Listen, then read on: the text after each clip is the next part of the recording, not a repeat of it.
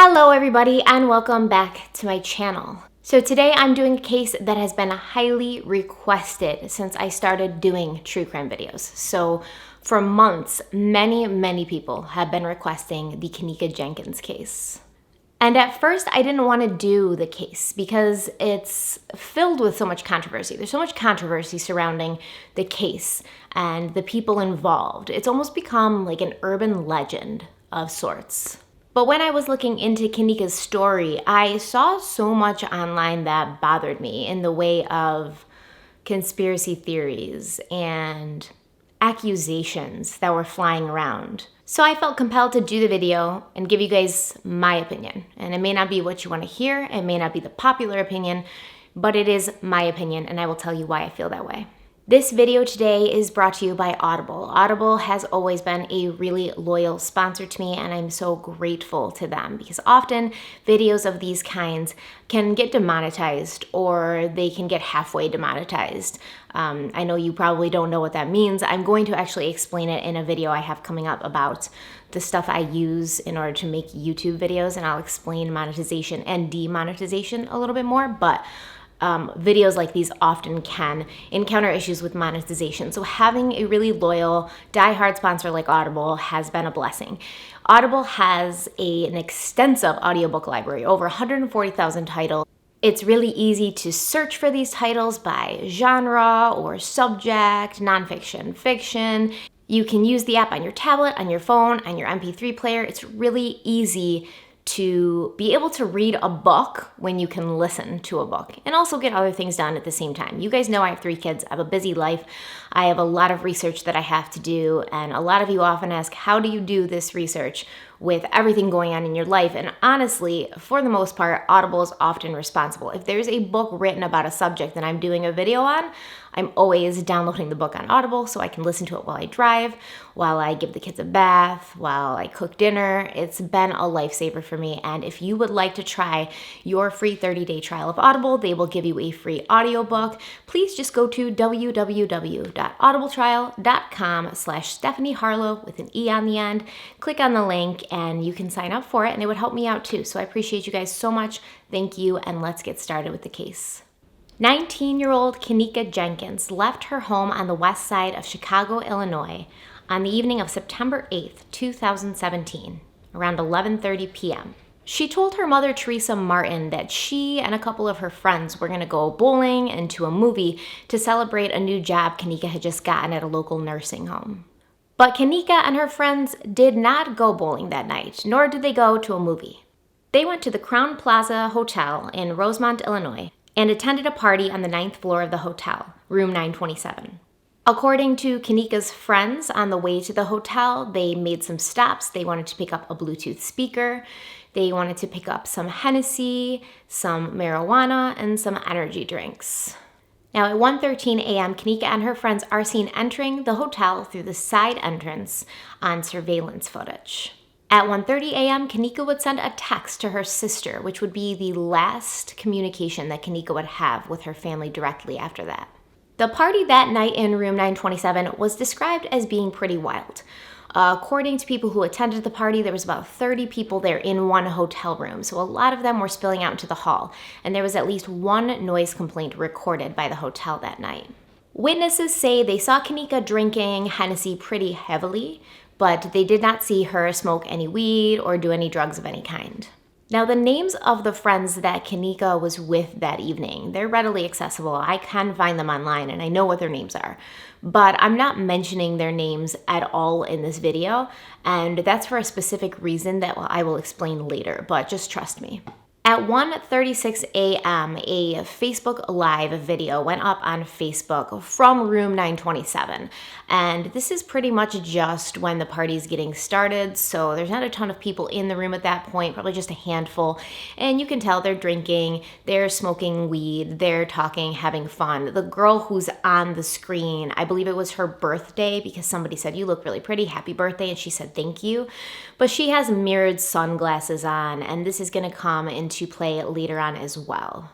Kenneka is heard on the video at this time. She says something about needing a cell phone charger. She mentions how the mood in the room is, not really fun. And, that's pretty much it. It's a little over 6 minutes long. At 2:17 a.m., Kanika is seen on a Snapchat video where she and a couple of her other friends are in what looks to be the hotel room's bathroom. And around the same time period, Kanika also makes appearances in other people's Snapchats and Facebook Live videos. A little after 3 a.m., Kanika and her friends decide they're going to leave the party, so they walk out of the hotel room and they walk to the elevator bank and maybe even press the button to call the elevator to their floor. At this point, Kanika realizes she's left her cell phone and her car keys back in room 927 at the party. So the other girls that she's with, they leave her in the hallway and they go back to the room to gather her belongings. As you will see on surveillance footage in just a moment, at this point, Kanika would have been visibly intoxicated. It would have been clear for her friends to see that she'd had a little too much to drink. According to her friends, they were only gone 10 to 15 minutes, but when they came back, Kanika was gone. At some point in her friend's absence, Kanika must have gotten bored or confused, and she got into the elevator and found herself on the lower level of the hotel. Another YouTuber who covered this case extensively, called Gray Hughes Investigates, he had a theory that when she got into the elevator, she pressed the LL button, thinking it was for the lobby, when in fact LL stands for lower level. When I look at the floor plans of the Crowne Plaza Hotel, the lower level, it looks like it's mainly consisting of the operations of the hotel.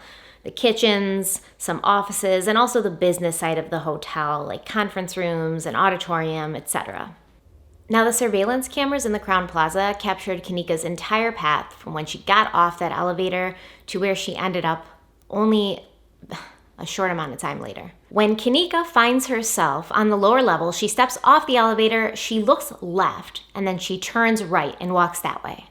And like I already said, as soon as you see Kanika on the surveillance footage, you can tell she's heavily intoxicated or under the influence of something. She turns right, she stumbles into the wall between the two elevators, and then she continues walking. She then walks up a set of stairs using the wall to brace herself. After that, she finds herself in a hallway. Now to her left would have been a small set of stairs that would have led up into the lobby. She walks past that small set of stairs and continues straight down this long hallway.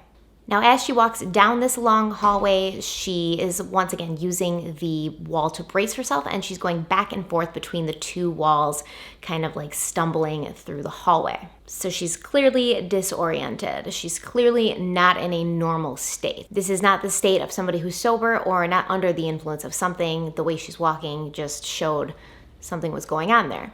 At the end of this hallway, there's two sets of double doors, and she goes through both and finds herself in a hotel kitchen. She exits this hotel kitchen and then seems to be in a hallway that's a staff-only area. Once in that hallway, she exits the hallway into the main hallway again, and surveillance camera picks her up walking by the lower level bathrooms at 3:29 a.m. She walks by the bathrooms. The bathrooms are on her right. There's a staircase straight ahead. She walks towards the staircase and runs into the railing. She then walks past the stairs, stands by the wall for a second, turns around, walks back around the stairs, and goes down a little hallway before emerging a few seconds later.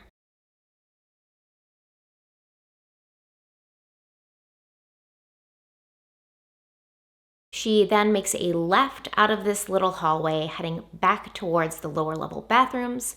And at 3:29 a.m., so this is all happening in less than a minute. 3:29 a.m., she takes a left into the men's bathroom. She's in the men's bathroom for about 45 seconds before being seen on surveillance footage exiting the men's bathroom at about 3:30. She turns right again into that little hallway or area where there's no camera or surveillance footage, but she's not there long. She comes back out of that little area about 18 seconds later. She looks confused, like she doesn't know where she's going, and then she turns left again and heads down the hallway with the lower level bathrooms. This time she walks past the bathrooms and back down the long hallway she pretty much just came from. At 3:31 a.m., she makes her way back through the double doors into the little hallway that looked to be a staff area, and there is no camera footage from this area, but she once again wasn't there long. At some point in that hallway, she turned left, went up a small flight of stairs, which brought her to another kitchen, not the first kitchen she was in, but a different kitchen. At 3:32 a.m., she is seen on surveillance footage walking through this kitchen. She walks back to another area where a walk-in freezer is located, and there is no camera or camera footage from this area. But you can see in the footage the shadow of a door being opened and then closed again a few seconds later.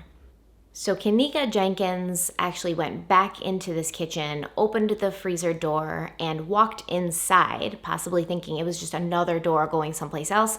And the freezer door closed behind her, as these walk-in freezers are built to do. So that way, in case anybody accidentally left the door open, the door will close without any help, because it doesn't want to have everything inside the freezer melt. That's just how these freezers are designed. Even though this kitchen was not being used, it was under construction and it was pretty much not occupied at all, the freezer itself was on and cold inside. Now, I looked into why a hotel would possibly keep a freezer on and cold in a kitchen that's not being used and is under construction. I found out the hotel claims there was a new restaurant opening, and they were actually going to be using that freezer space for the extra food from that restaurant for just extra storage. So they had kept it on and kept it cold for when the food from that new restaurant opening would need to be put in there. Now, this is just what the hotel claims. I couldn't really find any proof of this anywhere, but that is what they claim. Once inside the freezer, it was completely dark. There is a light switch, but the light switch is located on the wall outside of the walk-in freezer. So when Kenneka would have walked into this freezer and the door would shut behind her, it would take away any remaining light from the outside. And she would be in pitch black in this freezer. And even a sober person at this point would have a hard time trying to catch their bearings in a completely dark area they'd never been in before. Now, where were Kenneka's friends at this point? The friends who had left her in the hallway so they could go retrieve her keys and her cell phone from the party. Well, they were looking for her, of course, because they're her friends. Her friends are seen on surveillance of the hotel walking through the lobby at about 3:52 a.m. At this point, Kenneka would have been in the freezer for about 20 minutes, and you can see that her friends are searching for her.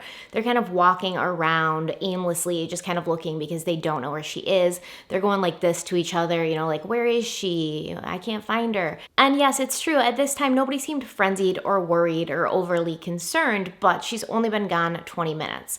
She's 19 years old. They're basically adults, so she has the right to walk off and go somewhere if she wants. So they're not really too worried about her, but they just want to find her so they can go home. At 3:56 a.m., one of Kenneka's friends peeks down into the hallway of the lower level where Kenneka had gotten off the elevators. When she doesn't see anything, though, she leaves. And at 4 a.m., you see them back in the lobby. It's also around this time that Kenneka's friends call Teresa, and they ask Teresa, did Kenneka come home? Because we can't find her here at the hotel. Teresa's like, no, she's not here. And I wondered at first, why would Kenneka's friends think that she had gone home when she was very drunk and they had her car keys? But then I thought to myself, well, maybe they assumed she called an Uber or asked the front desk to call her a cab. And if they can't find her in the hotel, of course, the next place they're going to check is to see if she's at home. So it doesn't seem suspicious to me at all. Teresa hangs up with the girls and she immediately calls her daughter's cell phone, only to find it being picked up by the same girls she had just talked to. And they said, oh yeah, by the way, we also have Kenneka's cell phone and keys. At 4:02 a.m., the girls walk up to the reception desk and they speak to the man working behind the reception desk. And I don't know what's being said between them, but he sort of points to the right and he makes a sweeping motion with his hand.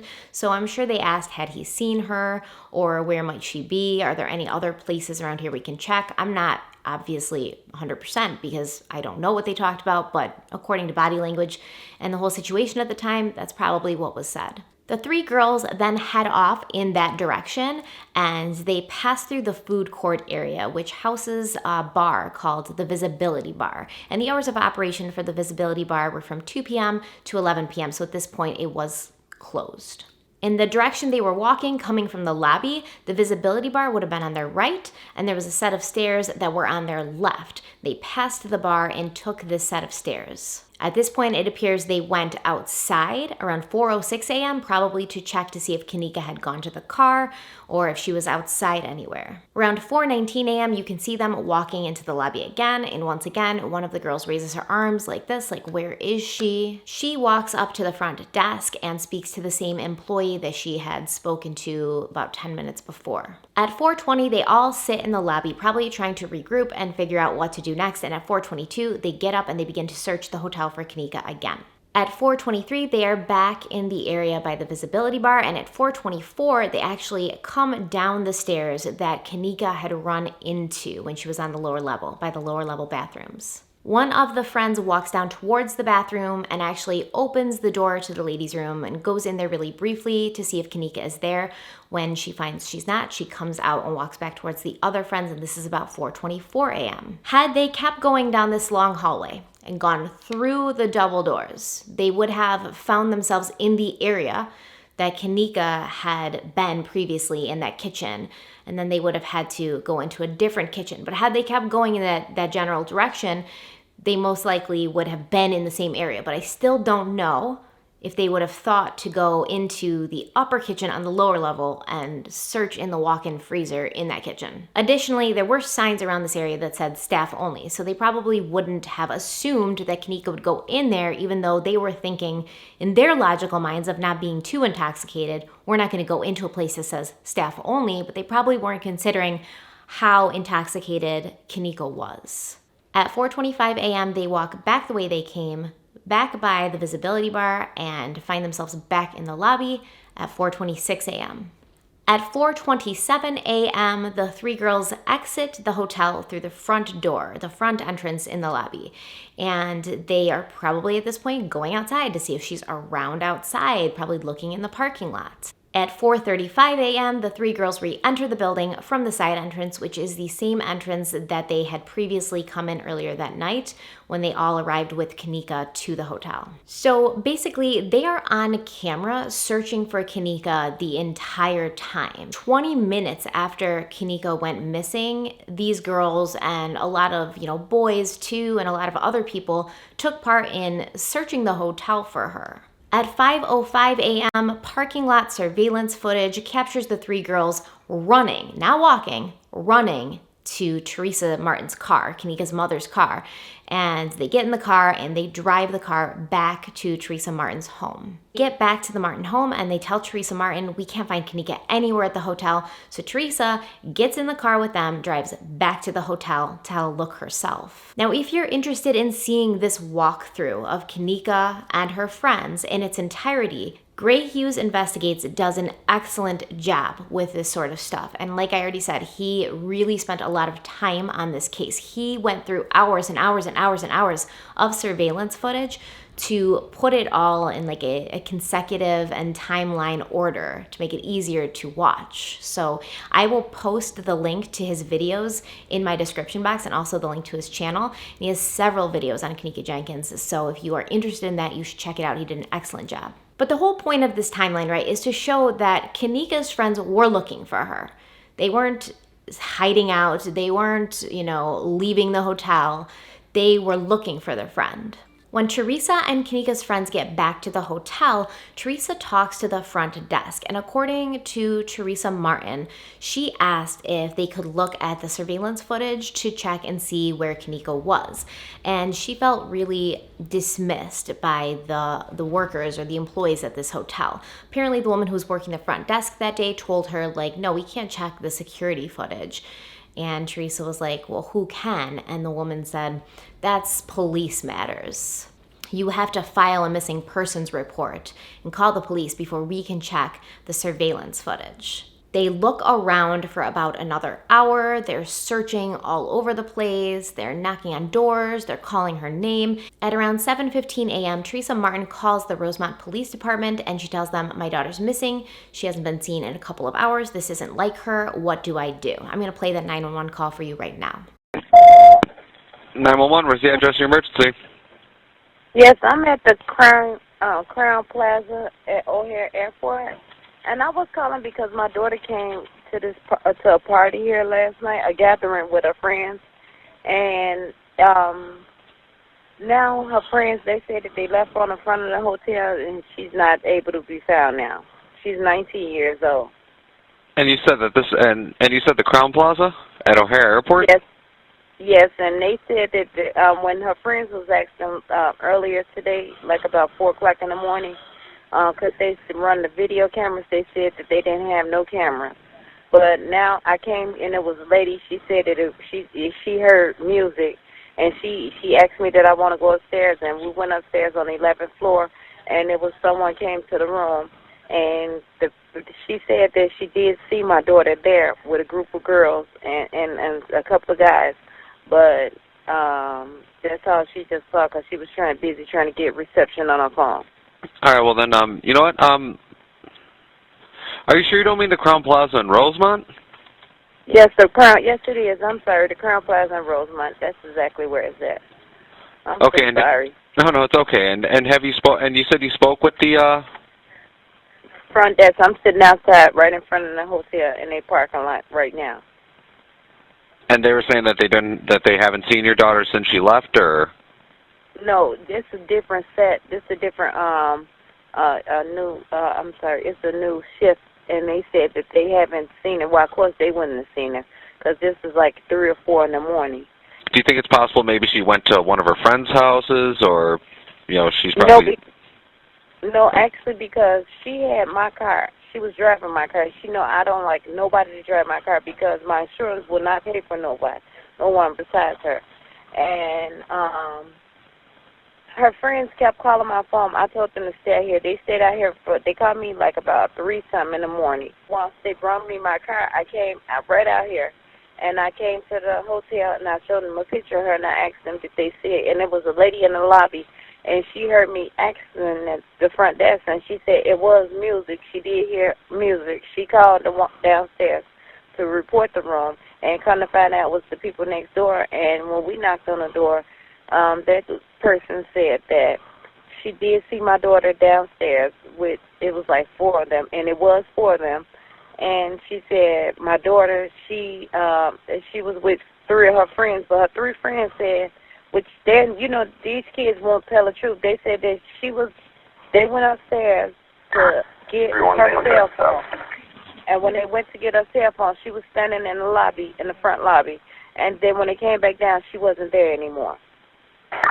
No, I completely understand.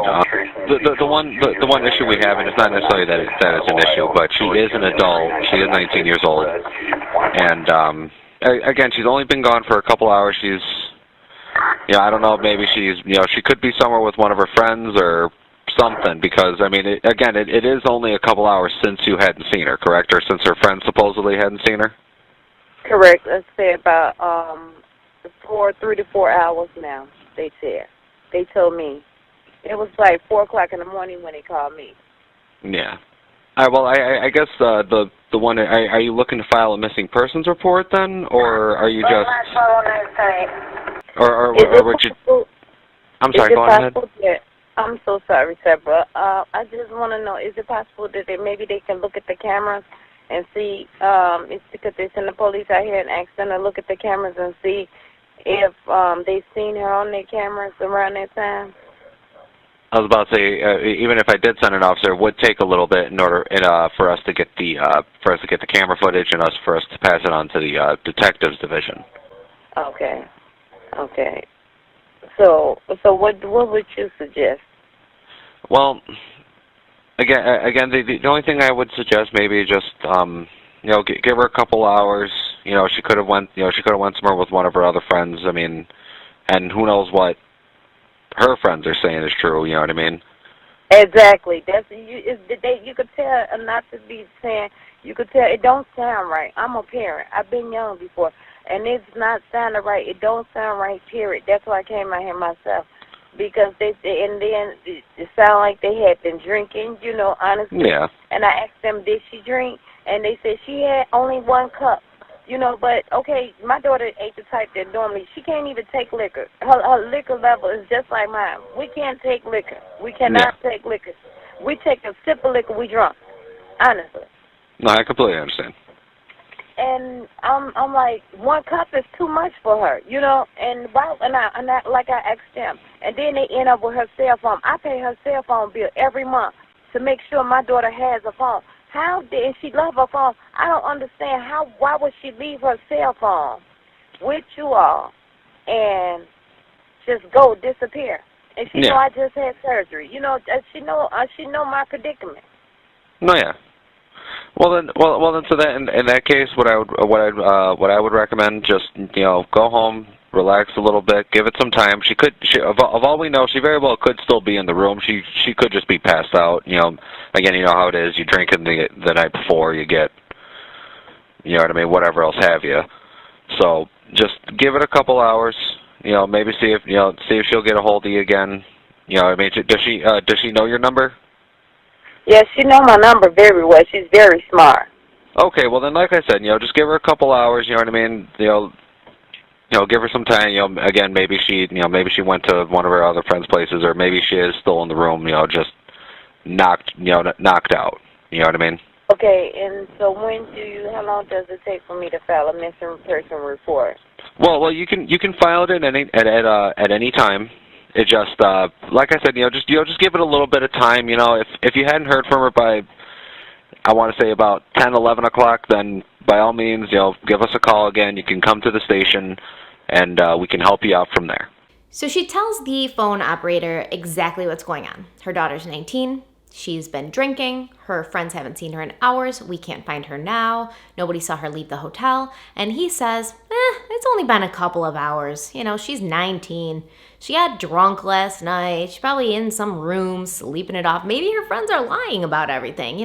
Go home, relax for a few hours. And if you don't hear from her, just give us a call back. In my opinion, this is really, really poor handling of a potentially dangerous situation. We're talking about a young 19-year-old girl in a hotel by herself with no cell phone, no car keys. Let's just take away the whole narrative of she locked herself in the freezer. If we're just talking in general, there's a 19-year-old girl, no way of communicating with anybody, she's been drinking. Anything could have happened to this girl. She could have been snatched by somebody in the hotel, brought into their hotel room and, being repeatedly sexually assaulted. She could have been snatched and, taken out of the hotel, and who knows, she could already be locked in somebody's basement. And the 911 operator is like, well, just give it some time. No. And this is going to be a good time to talk really quickly about the fact that you don't have to wait 5 hours to report somebody missing. You don't have to wait 24 hours to report somebody missing. You don't have to wait 48 hours to report somebody missing. You can report somebody missing as soon as you realize they're not where they're supposed to be. The police might try to deter you from doing that because they don't want to call all their cops off the highways who are sitting there waiting to catch people in speed traps to actually come and do some real police work. But you can report somebody missing as soon as you want. And if you are somebody that knows this person, knows their behavior, knows how they act, and you feel something's wrong, you have to trust your gut instinct, and you can't let some 911 operator tell you, she's probably just drunk and sleeping it off in some hotel room. Go home and relax. I don't know where my daughter is, but you're telling me to go home and relax. Advocate for your loved one, advocate for your family member, advocate for your friend, because the first hours after somebody goes missing are the most important. This is when there's going to be the most evidence. This is when you'll be able to follow the tracks of a potential abductor or murderer. So they're the most important, and you can't spend those hours at home relaxing, hoping your loved one will show up eventually. No, he never tells her not to file a missing persons report, but he certainly dissuades her from doing so. He's like, it's going to take hours anyways. Even if we do get the police involved, it's going to take hours to check the tapes. Everything's fine. Like, he's reassuring her that her daughter's fine, but we all know, right? Her daughter's definitely not fine at this point. She feels like something's wrong. And the 911 operator's like, I don't really feel like, doing anything right now. So just, relax. At around 8:30 that evening, the Rosemont Police Department does come to the Crown Plaza Hotel. This is something like 17 hours after Kanika's gone missing. But they come because the hotel has called them and said that Kanika's family and friends are looking for Kanika in the hotel. They're knocking on doors and holding up her picture, asking if people have seen her. And one of her friends or one of the family members actually pulled the fire alarm, hoping that it would cause everybody to run out of the room and they could see if Kanika was in a room. So basically, the police were called on the family who was looking for their missing daughter.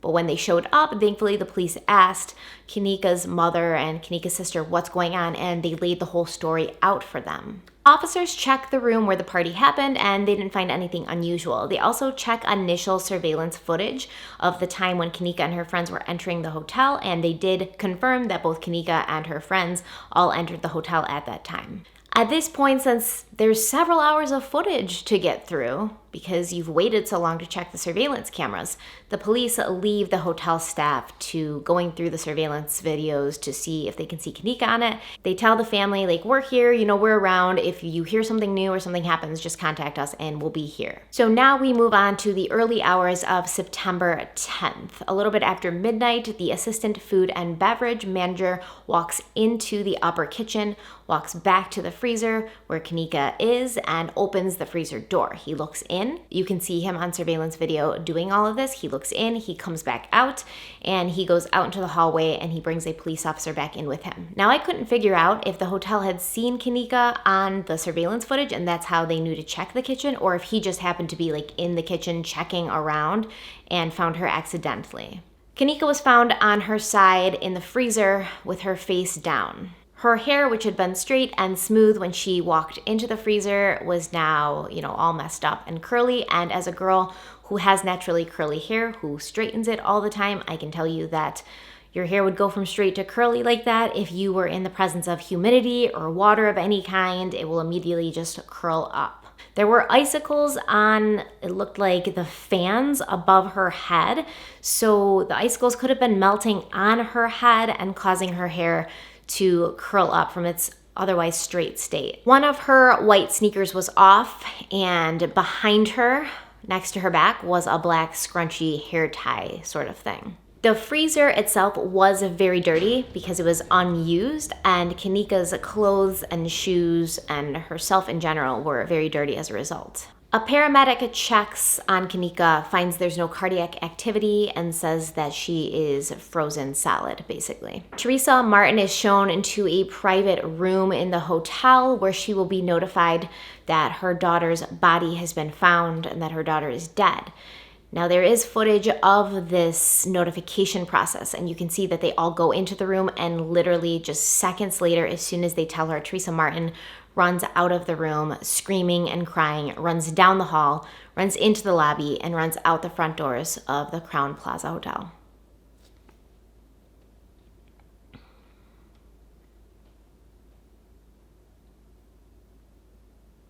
At 4:15 a.m., she's brought back into the hotel to identify her daughter's body. It looks to me like the police and the hotel staff are speaking with her in the hallway outside of the kitchen for quite a while, possibly trying to prepare her for what she's going to see, possibly, expressing their sympathy for her loss.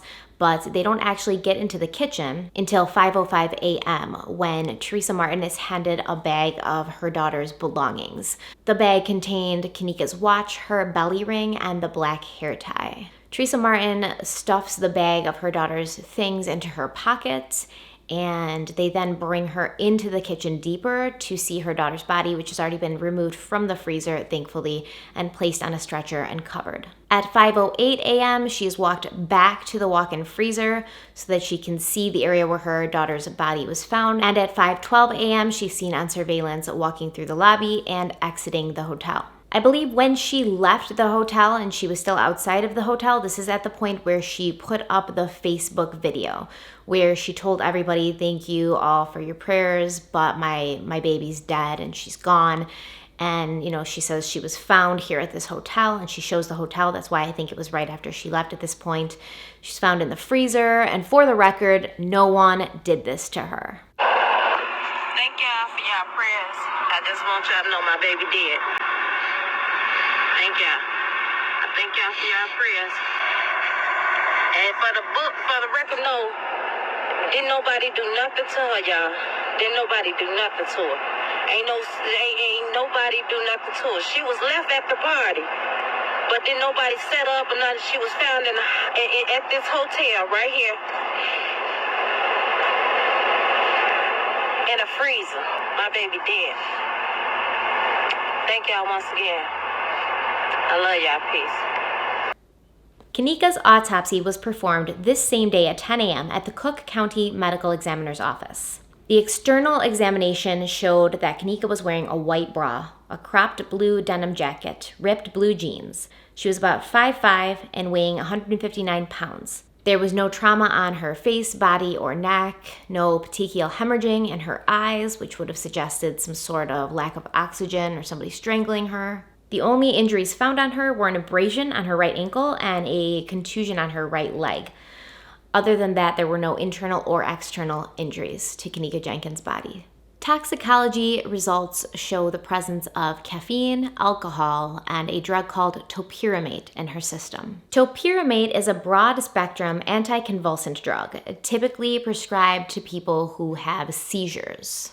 It can also be used to prevent migraines, but is not good at treating migraines. So essentially, if you're somebody who gets migraines a lot, you can take this drug proactively to make sure you don't get a migraine that day.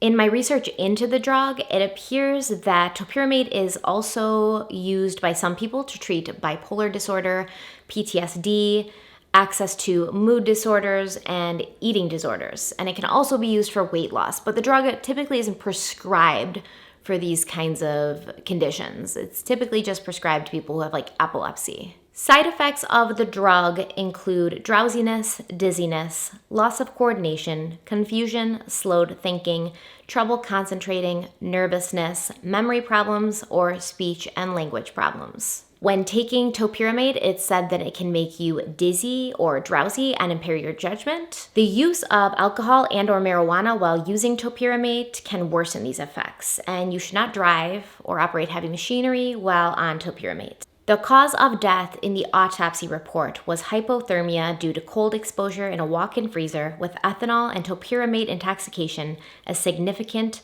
contributory conditions. The manner of death was listed as accidental. Even before the autopsy of Kanika Jenkins was released, there was an aura of like mystery and conspiracy that descended upon this entire case. There was a huge social media presence of people who took to Twitter and Facebook and Instagram claiming that there was a foul play involved. In fact, when I first heard about this case in 2017, the first thing I heard about it was that there was a cover-up involved of some kind, because that's how the publications and the newspapers were really presenting it. They were presenting it in a sensationalized manner, like there was something going on here.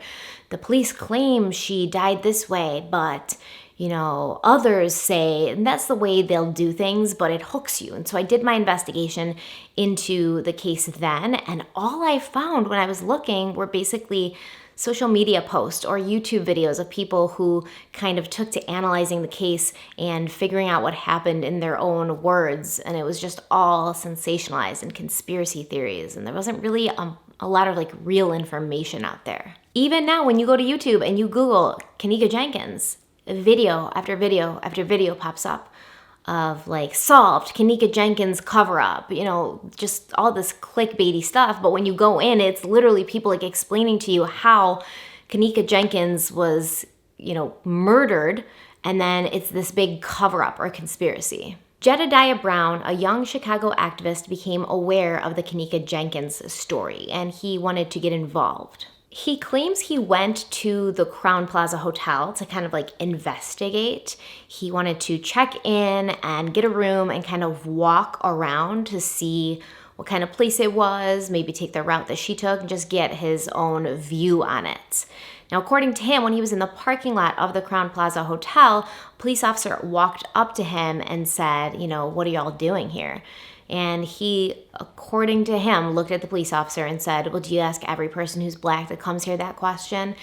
Then he says he shouldered past the police officer, like pushed past, got into the hotel and told them he wanted to check in. He was then met with the staff at the Crowne Plaza Hotel saying, we don't have any vacancies. And he said, listen, I've already looked up your pricing online. I know you have rooms available, so you're lying. And he went on his phone to book the room online. And at that point, I guess the manager came over and was like, shut the online system down. I don't know how much I believe this. It seems very dramatic, but he claims to have it all on videotape. He was then asked to leave the property, and he then thought, well, there has to be something here. There has to be some cover-up going on. What do they want to hide? Why don't they want me there? In my opinion, they probably didn't want you there because it was still most likely a crime scene. It was probably a media frenzy at that point. They probably didn't want people there making things worse or trying to make the hotel look bad. Yes, that's true. They probably didn't want anybody there to make the hotel look bad. That doesn't necessarily say that they were involved or that they were covering something up. It means that they have a business to run and they don't want bad publicity getting out there about their hotel. Now, this was before he met Teresa Martin or any of the family, but then he started working together closely with Teresa and he began organizing daily protests outside of the Crowne Plaza Hotel. They claimed that they were going to destroy their business, mess with their money until the Crowne Plaza did something about it, and came forward and released the evidence. Which kind of just proves me right, because they didn't want you there because they thought you were going to mess with their business, and then you went on to mess with their business. So they just probably didn't want anything to do with this whole situation. So Jedediah claims that there was foul play. He believes there was. He also said that girl didn't walk herself into the freezer. He says he doesn't know if it was the hotel, the partygoers, somebody, another guest at the hotel. He doesn't know who it was, but there's foul play involved here. And because of his involvement, because he got very involved in the Kenneka Jenkins case for several weeks, he stirred everybody into a frenzy. He was out there, his group was pushing all these posts on social media, like justice for Kenneka Jenkins. Because of that, it became a much bigger thing. So that is something that Jedediah did do for Kenneka Jenkins that I think is probably positive in the end. It brought Kenneka's story to a more nationwide, bigger picture news coverage. It put it out there and it got people looking into it and thinking about it. But the fact is, the stuff that was getting put out there, the evidence and the facts, not everything was true. So Jedediah Brown's organizing protests. He's pushing a social media presence for Kenneka Jenkins. And he's also raising money, allegedly, for Kenneka's family. Until Teresa, Kenneka's mother, comes out with a Facebook video where she's basically saying she's cutting ties with Jedediah Brown, that he's been raising money and keeping it and not giving it to the family. Jedediah Brown, of course, denies this and goes into talking about distribution of funds and where some of the funds go. Some of the funds go back to the group to help the group manage these protests and blah, blah, blah, blah. But essentially, they disagreed about where the allocation of the money that Jedediah was raising would go. So she parted ways. She really spoke very negatively about this group of activists and said they had their own agendas from the beginning. They never cared about her daughter. They always had their own financial and publicity kind of agendas that were more important to them than anything else involved with the case. She said, "I'm ending the agendas that's not righteous towards my child." So she basically was sorry to anybody who's, donated to them. Sorry for anybody who's been involved in their protests. And if someone had something bad happen to you, I'm not working with them anymore. On September 30th, a huge amount of people, friends, family, and invested strangers alike, attended the wake and funeral for Kenneka, held at Salem Baptist Church. The funeral was open to the public, and so many people who had followed her story for the last 20-something days, they felt so invested, like they knew her. They were so sorry for what happened to her. They were so into all the media frenzy that there's a lot of people who attended her funeral who had never met her, who just felt bad for her. Many of the mourners wore purple, which was Kenneka's favorite color, and others wore shirts that said "Justice for Kenneka" with pictures of Kenneka on them. Then Teresa and Kenneka's sister appear on the Dr. Oz show, accompanied by Nancy Grace. Listen, don't get me wrong, I like Nancy Grace sometimes. I respect her for what she's accomplished in life, for her firm grasp and understanding of the law. I really like the way she gets so emotionally invested into the cases and the people that she's covering. However, sometimes when you become so emotionally invested in something, you get a little too close and it becomes hard to see the forest through the trees. And I think that's what happened in Nancy Grace's case with the Kenneka Jenkins story. In this interview, Nancy Grace and Kenneka's mother, Teresa, they both tell Dr. Oz that something's going on here. There were too many things that pointed to something other than an accidental death. The state of her clothes in the freezer. Teresa says that her shirt was pulled up to expose herself, and one of her shoes was off, and there was a wound on one of her ankles. Teresa also insists that the medicine, topiramate, that was in her daughter's system, her daughter was not prescribed that, her daughter was not taking it, she didn't have seizures, she didn't have epilepsy, she wasn't trying to lose weight, and basically, she didn't even like taking pills, so she knew for a fact that Kenneka was not on this medication. Now, Kenneka was 19 years old. She was not going to a pediatrician anymore. She would have had her own doctor. And her mother wouldn't have had to have been aware of what medications Kenneka was being prescribed or taking. It's very possible that Kenneka was taking this medication, and once again, if you look at Gray Hughes' video on the topiramate subject, the amount that was found in her body shows an extended use, not just a one-time use, not maybe that she had just taken it that night as a party drug, not that maybe it had been slipped into her drink to drug her.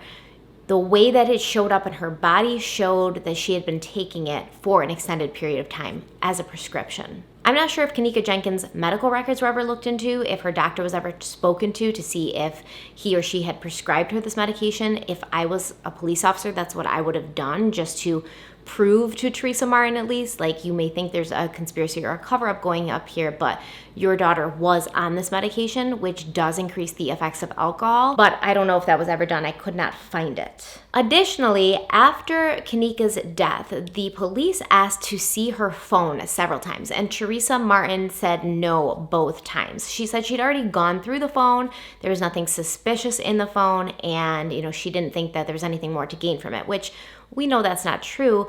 If a person's phone has things deleted or hidden, a forensics team at a police station is going to have better luck retrieving those hidden things off that phone than just the girl's mother scrolling through. This almost makes me think, with denying that the medication's being taken and not wanting to hand the phone over, that maybe Teresa is just at this point trying to preserve the memory of her daughter. She doesn't want her daughter to be seen as somebody who might have had to take medication, maybe for, a mental disorder, maybe for a mood disorder, maybe for losing weight purposes. She doesn't want the police to have access to the things on Kenneka's phone, because then those things become public record and nobody would be able to really control who could see them. So she might just be trying to protect the memory of her daughter, which makes complete and perfect sense. But if you really think something's going on and you really want to get to the bottom of it, it probably wouldn't hurt to hand her phone over to the police so they can retrieve everything from it.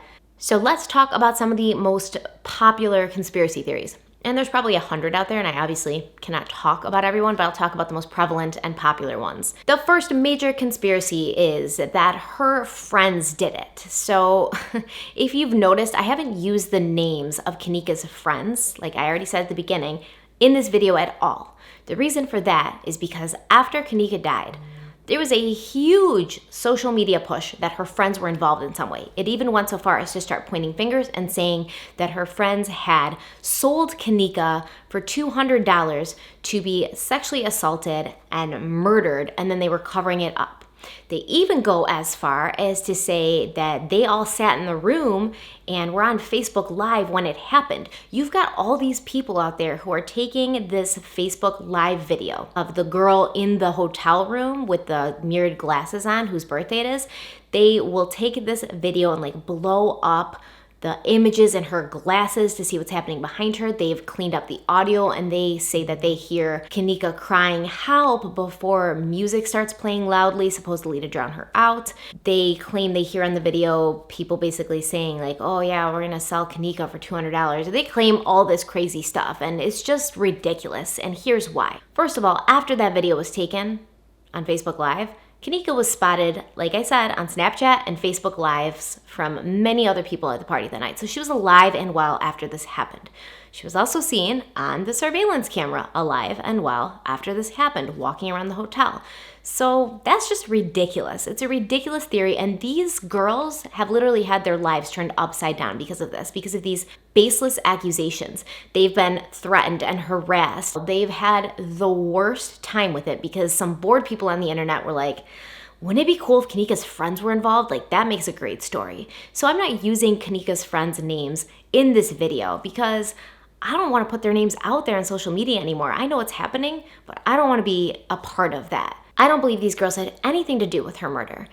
And that is why I went through so carefully with you the timeline in the beginning, because you can see them looking for her. And if they knew she was dead, if they knew she was locked in the freezer they'd put her in, they wouldn't have been looking for her. They probably would have just left the scene of the crime they just committed. So it's all ridiculous. Additionally, people will claim that in the surveillance footage of Kanika stumbling down the halls drunkenly and out of sorts, that there was somebody with her in these videos, but they've been edited out by the hotel to cover something up, you know? They've been edited out. Some people claim that she, like I said, was being led down the hall by somebody, or there's people with her and they were just taken out of the picture. Other people claim that she's being beckoned by somebody who's out of camera range, who may know where the cameras are located, so constantly stays out of camera range. So she's following that person down the hall. And to that I would say half the time Kanika didn't even look like she knew where she was going. She would look one way and then turn the other. She would kind of sit there for a second and wonder, like, which way should I go? She went into the men's bathroom and then came right back out. If somebody's beckoning her, why are they beckoning her into the men's room for 12 seconds just to bring her right back out? Why does she look confused about which way she's going if somebody's leading her or beckoning her down the hall? It just doesn't make any sense. And I get it, conspiracy theories are fun. It's fun to sometimes connect the dots and figure out, like, oh, this person's related to this person and how could they have been involved? Like, I get it. But people's lives are being affected negatively here. Kanika's friends were basically criminalized and thrown to the wolves simply for just being there the night that she ended up in the freezer. What didn't really help either is the 911 operator suggesting to Teresa Martin on the phone that day that her friends might be lying or not being completely honest. And Teresa Martin also would publicly state that she thought Kanika's friends were hiding something, that they weren't being completely upfront. And this kind of perpetuated the rumors that they were involved. They're young kids who were at a party smoking weed and drinking alcohol underage. Yes, I'm sure they're hiding something. Yes, I'm sure they're not being completely upfront about everything that happened that night. Does that mean that they had something to do with putting Kanika into the freezer because she died after some sort of failed, sexual assault where she ended up dead and they had to hide her in the freezer? Absolutely not. I don't believe it at all. I don't think they had anything to do with it, and we should stop saying that. The only question I had about Kanika's friends was when they left their clearly intoxicated friend in the hallway alone to go together back into the party to get her cell phone and her keys. But you have to understand that I'm a 30-something woman who is currently not drunk. So I'm thinking in a logical way that I would not leave my drunk friend in the hallway by herself to go back into the party with somebody else to get her keys and her phone. So that's the way I'm looking at it. And it's not the best way to look at it because these are 19-year-old young girls who have been drinking. So I asked a couple people what they thought about it. And the most interesting response I got was from my 17-year-old daughter, who I literally just looked at her and I said, what would be the reason ever for you with your friends at a party to leave your drunk friend in the hallway, for you to take another friend back into the party to go get your drunk friend's stuff and leave her alone in the hallway? And she said there wouldn't be a reason. And I said, okay, but what would be the reason? If you did it, what would be the reason? And she said the buddy system. So maybe the friends thought that whatever was inside the party was more dangerous than what was outside, where Kanika was. That also does make sense because Kanika's friends did state that night at the party there was guys there who were like aggressively flirting with them and hitting on them and they felt uncomfortable. So maybe one girl didn't want to go back in the party by herself to retrieve the keys and the phone because there were some creepy guys in there who were kind of like making advances. So when my daughter said the buddy system, that really stuck with me. It makes more sense thinking about it that way. Like, okay, let's go in this party together, link arms. Nobody can mess with us if we're together. We're going to grab her stuff. We're going to come back out and we'll go. They weren't thinking Kanika's going to be in danger out here in this hallway. They were thinking we might be in danger, inside the party. Number 2 is the cover up conspiracy theory. Teresa Martin believes because of the way the hotel handled things directly after Kenneka went missing and Teresa was asking them to look at the footage and stuff like that, that they were involved in some way and they were covering up their involvement in her death. She says she felt ignored and dismissed by the police, by hotel staff. She says she believes if they had looked at the hotel footage right when she asked, that they might have been able to find Kenneka before she succumbed to hypothermia. And I mean, I agree with her in a way. I do think that the police were dismissive. I do think that the hotel staff was dismissive. I don't know how the Crowne Plaza security system works, but all that security footage is done digitally. You can tell because there's red boxes that basically recognize, facial recognition and recognize movement. And so you'll see the red boxes happen when somebody comes into view of the camera footage. It's the camera recognizing the person. So this is all digital. I worked in a retail environment where we had security cameras like this, all digital. And if somebody wanted us to pull footage, or if we thought something shady was going on in the store, like maybe somebody had shoplifted, we personally could not pull that footage, true, but we were just a phone call away from somebody who could immediately pull up the footage, could go easily to any part of the video timestamped to check the time we're talking about, and could find what was needed to be found within a very short amount of time. So possibly the front desk clerk, yes, did not have access to these security videos or did not have the ability to look into them, but I do believe the security guard who was scheduled at that time probably would have had access to that, and all she would have had to do was call him and be like, hey, can you check and see if this girl, here's what she looks like, can you see if she's on these camera footage? So her mom's really worried about her and we can't find her. So I think it was handled very badly by both the police and the hotel initially. Teresa also claims, like I talked briefly about, the way that Kenneka was found in a state of undress, sort of, how one of her shoes was off, how she was all dirty, how her hair was messed up. She claims this is a sign that somebody did something to her. According to experts, this can sometimes happen in victims who die from hypothermia, and it's called paradoxical undressing. In the final stages of freezing to death, the process of conserving heat in blood vessels fails. This sends a warm rush of blood to the extremities, which can make the person feel actually overheated instead of what's actually happening to them, which is they're too cold. And they will start to take off their clothes because they think they're too hot.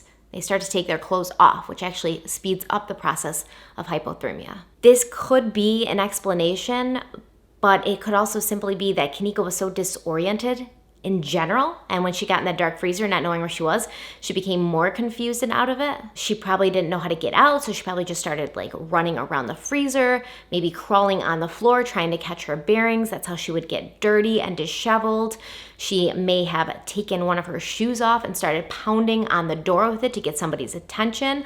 Also a gray hue suggestion, which is pretty brilliant. And when her shoe was off, she probably could have hurt her foot on any of the many things in that freezer that were just laying around the floor. She had a short top on to begin with, and she just had a cropped jean jacket on. So it's very possible that in all the mayhem and running around and trying to get out, her top could have just come up. And in her state, she wasn't really concerned about how her clothes looked. Now, there's a round button on the inside door of a walk-in freezer like that. And this round button exists so in case you lock yourself in, you can push on the button and it'll open the door so you can get out. If it's speculated that Kenneka Jenkins went into this freezer when she was still alive, why didn't she just push the white button to get herself out? And I struggled with this myself for a little while. It's right there. I mean, everybody pretty much knows that button's there, right? She could have just pressed it and gotten out. Once again, I had to reevaluate my point of reference. I've worked in restaurants, hotels, nightclubs, bars that have all had these walk-in coolers. I've been into these walk-in coolers many times with the light on. So if the light was turned off, I would know innately where that button was and I would know what to do with it because I'd been in a walk-in cooler before. Maybe Kenneka had never been into a walk-in cooler like that before. Maybe she was so disoriented she couldn't find the button. Now her mother says, Teresa Martin says, I worked in food service for 7 years. Kenneka would have known how to get out of that freezer.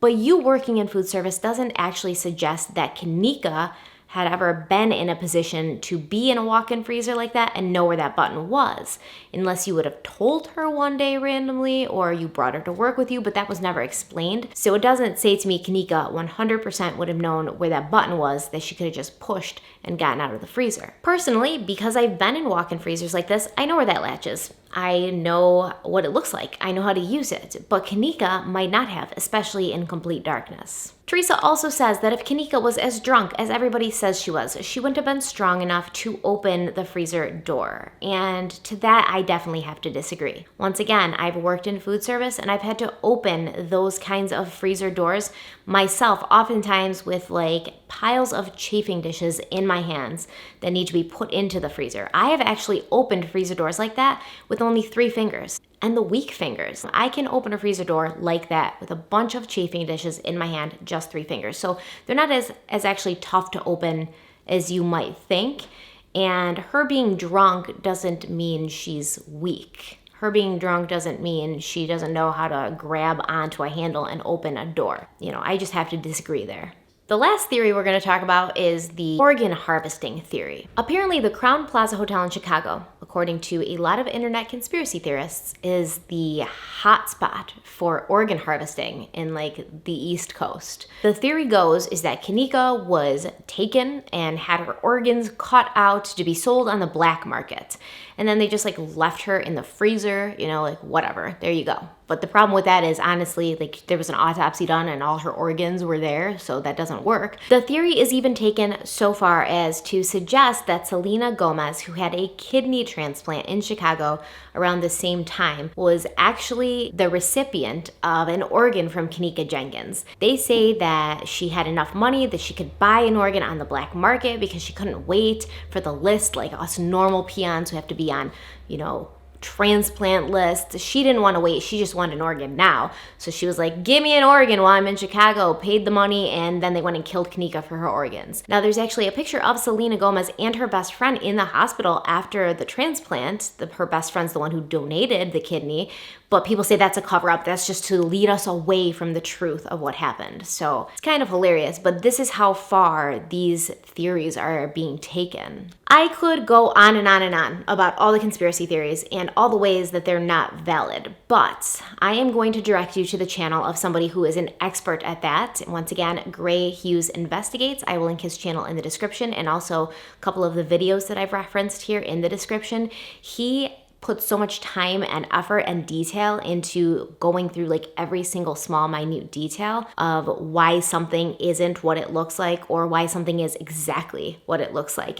And it's just what he's good at, and what I'm good at is sitting here and telling you the story. And if I was just going to watch his videos and repeat to you everything that he said, which is what I would have done because I do think he's the best at this stuff, if I was going to do that, I might as well just link you his videos so you can watch them for yourself because he does a very good job. So head over to his channel, check out, he debunks all the Kanika Jenkins conspiracy theories, and he has a lot of good stuff over there. I'll actually link his entire Kanika Jenkins playlist in the description box so you can check it out. So here's what I think happened. And I know that you guys wanted to come on here and you wanted me to talk about the conspiracy theories and the way that they could be true. But I don't think that they're true. I think she was on medication that you're not supposed to drink alcohol with. I think she drank too much alcohol. I think it hit her very fast. Maybe she hadn't eaten enough that day, but it hit her very quickly. She was clearly on surveillance, stumbling around the hotel, very out of it. Nobody was with her. She walked herself into that kitchen. She walked herself into that freezer, and then she died from hypothermia. It's sad, but it's very simple. At first, I struggled with this simply because I was like, why would she walk into a freezer? Like, who would do that? But once again, I'm thinking like a person who is sober. I think she was just looking and opening doors, trying to find something that looked familiar to her. Additionally, when you look at pictures of the kitchen and the cooler area and then the walk-in freezer, the floor tiles are the same in the outside cooler area and kitchen area as they are inside the walk-in freezer. and it was dark inside the freezer. So she might have opened the door, kind of seen the continuity of the tiles going into the freezer and just been like, oh, this is another room or another hallway, and walked in. And then, like I said, the door automatically closed behind her and trapped her in. There are no exits or entrances past that freezer. So like in the small area where the walk-in freezer is, there's no way somebody could have come in or left without the cameras in the kitchen that picked up Kenneka walking in, seeing them. And the cameras are motion activated. So if somebody had come out after they had locked Kenneka in the freezer, the cameras would have seen them. Last month, Teresa Martin filed a $50 million lawsuit against the hotel, saying that they were basically responsible for her daughter's death. So the lawsuit basically alleges that they failed to secure that kitchen area. And that's where I agree.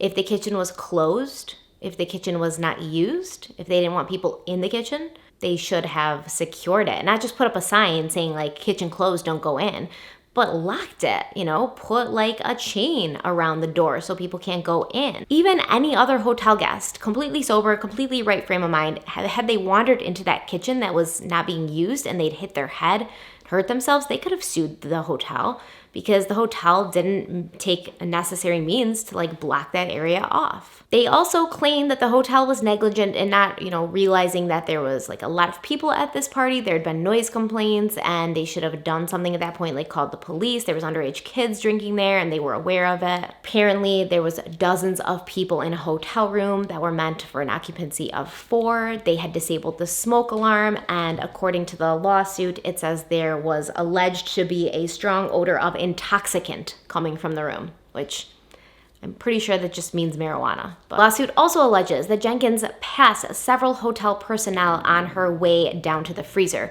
which I don't really agree. I didn't see anybody on those tapes when she left the hotel room and went down to the freezer. I didn't really see anybody around her at that point, but maybe they know something I don't. They say the staff also neglected to review the footage right after, they were made aware that Kenneka was missing. And had they reviewed the footage earlier on, they may have been able to find her and prevent her death. Teresa Martin has hired attorney Jeffrey Feiger, and he and Teresa held a press conference where they discussed the lawsuit. At approximately 3:30, and I'm not being exact, video surveillance shows her entering a kitchen area that's under construction. That's the Murray Brothers Caddy Shack restaurant that's now been open since that time. That kitchen, the door was unsecured. The walk-in freezer and refrigerator were obviously unlocked. And at some point, Kenneka walked into the freezer, the door closed behind her, and over a period of hours, she froze to death. What's very concerning is that we have evidence that at some point, because she was clearly on video surveillance, at some point that somebody secured the doors to the kitchen area and to the freezer compartment where she died. These photographs first of all show, this is the construction site into the kitchen, and this was taken after her body was found, but there's clearly the ability to lock the entire kitchen off, and this was taken by a member of the family.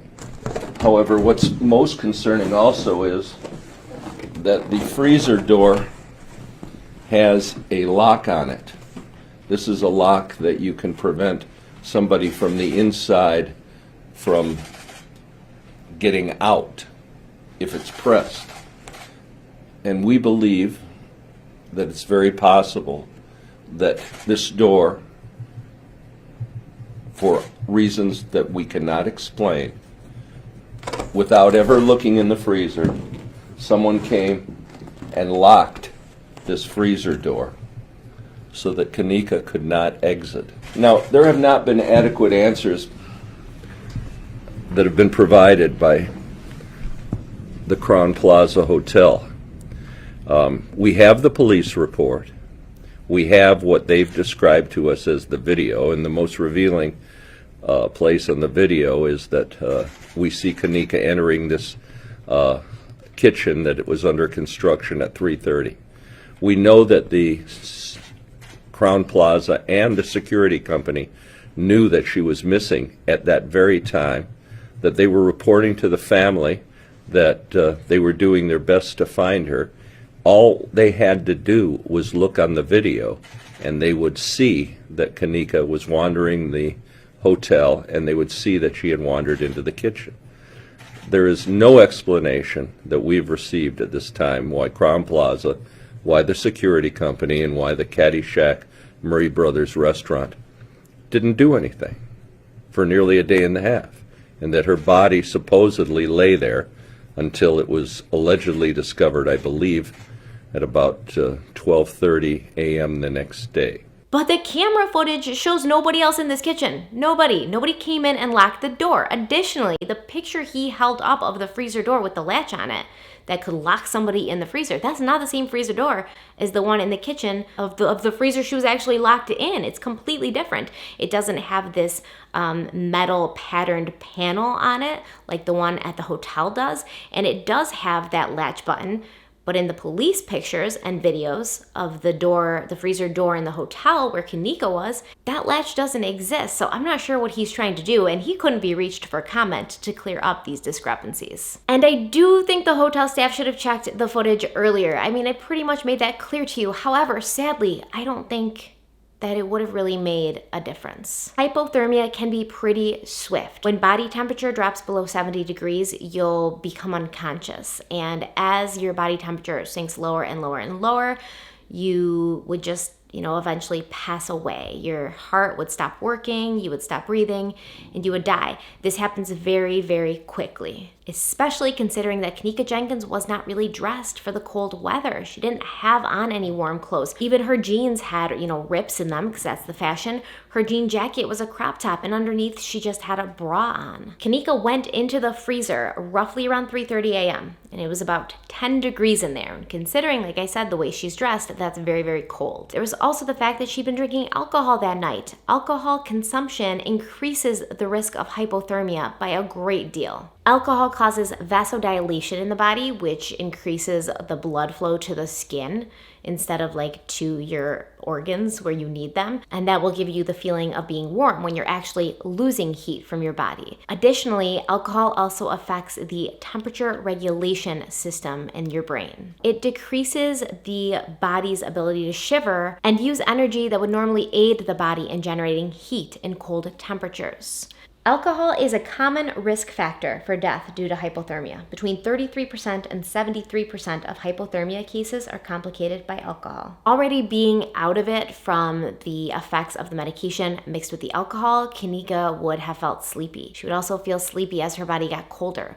So she probably just laid down thinking she would rest for a while, somebody would eventually find her, and she fell asleep. And I hope that it was a peaceful death. Sadly, due to the factors of how she was dressed, the amount of alcohol that was in her body, and the temperature in the freezer, I think it's very possible that Kenneka could have succumbed to the hypothermia within 60 to 90 minutes. Even if the hotel staff had checked the footage when Kenneka's mother asked them almost 4 hours later, I believe it would have been too late. I'd also like to question the Facebook Live video that Teresa made after discovering that her daughter was dead in the hotel. She said nobody did this to her. Did she just mean that as in nobody murdered her, or was she just not thinking through it yet? Had she thought about it more later and it came to her that people could have been involved? I'm not sure. I just wanted to bring that up. It's very contradicting statements to say nobody did this to her and then to sue a hotel for $50 million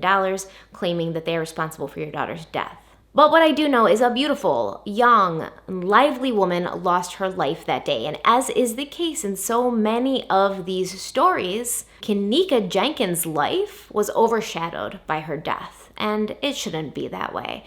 She had this huge smile that showed she was smiling with actual joy. She had these beautiful dimples, gorgeous brown eyes. She made everybody laugh. She made everybody happy. But why is it so hard to find things online about Kenneka's life, but so easy to find out all the grisly details about her death? I so often see her described as Chicago teen found dead in freezer. That's not what she is. That's not the sum of all her parts. Chicago teen found dead in freezer. Why is that the legacy that she leaves behind? It shouldn't be. And once again, this always happens in these cases. These people are always taken and almost made, I feel like Kenneka Jenkins was almost made into an urban legend of some kind. Like so much conspiracy and doubt and questions surrounding her death, which I believe was simply a very sad accident. I know I'm going to get hate from this video because I know there are die-hard people out there who to their end of days will claim and promise and stick to the fact that something happened to Kenneka Jenkins. And do I know for sure that there was no foul play involved? I don't. But given the evidence, given the security footage, given the timeline, it really appears to be pretty straightforward.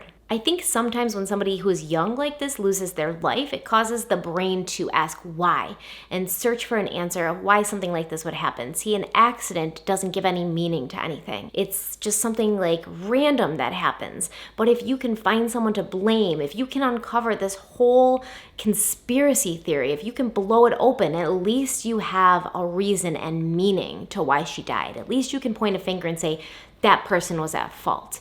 And we often want to do that when somebody young and beautiful and full of life loses their life and we don't understand why it happened. But in this case, once again, I believe that it was just a random, unfortunate, and sad accident. Let me know in the comments what you think. Try to be nice to me. Try to be nice to each other. If you absolutely think something happened to Kenneka Jenkins, if you absolutely think that she was stolen to put her kidneys on the black market, if you absolutely think that the security footage was edited in some way to cover up, what happened, let me know. I am willing to hear your thoughts, but try not to call anybody names. I know this is very passionate. People get super into this case, but just try to be nice because we're all allowed and entitled to our own opinion. And hopefully I didn't disappoint you guys with, just coming out at the end and saying, I believe it was an accident. Because I know everybody wanted to hear all these crazy conspiracy theories. I feel bad. I wanted to give it to you. I just couldn't in this case. Okay, that's it for this video. I will see you guys all very soon. Follow me on Twitter and Instagram if you haven't yet to be kept updated on what cases I'm working on or what's going on. Also, remember, I go live every Friday night at 9 p.m. Eastern Central Time. So try to make it to one of those. Stay kind and stay beautiful. Have a wonderful day. Bye!